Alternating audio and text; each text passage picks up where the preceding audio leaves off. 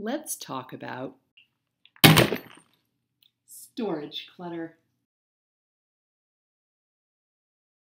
One of the reasons we have so many things in our storage is we have a really hard time determining what's significant and what's not. Everything we've ever touched has a potential for significance because it's been part of our lives. And if we don't know whether something is truly significant in our lives, we're going to keep putting off that decision for later and later. And that's how clutter accumulates over time and eventually becomes a really heavy burden. But if we can understand what significance is, it can help us sort through that clutter. So the formula is really simple. Here you go. Got it?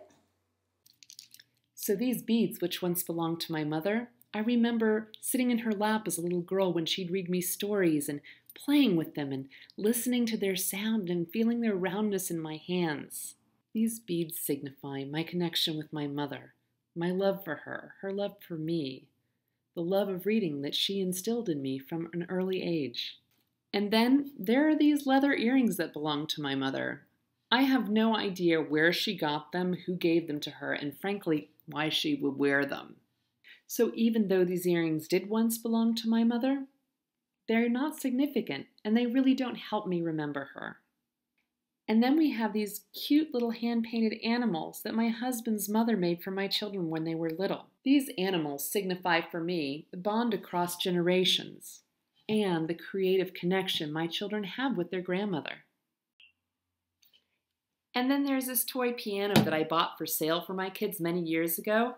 Sure, they played with it, but it doesn't really represent any significant memory for us or represent anything about our loving bond. Here's a Mother's Day card that my daughter made for me, showing me that she thinks that I am the funniest mom in the world. And here's some holiday cards from friends from several years ago. I don't even think they care if I still have these. Here's a picture of my oldest daughter with her new baby sister the day she came home from the hospital. Here's a picture of my parents shortly before my mother passed away.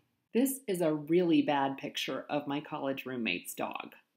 And I don't mean it's a bad picture of the dog my roommate owns now. I mean it's a bad 30-year-old picture of a dog she had when we were roommates. So you might be saying, but Lauren, you loved your mother and those were her earrings. And those holiday cards were from your friends, and you love your friends. And you gave that toy to your kids, and you do love your kids. And that picture of your roommate's dog, your roommate loved her dog, and you loved your roommate. So isn't letting go of all of that stuff the same as letting go of love? No, it's not. Because real love is eternal, and infinite, and indivisible. It can't be divided up, and it can't be thrown away. So even though your stuff may more or less signify love, the love itself will always be there, whether you decide to keep the stuff or not.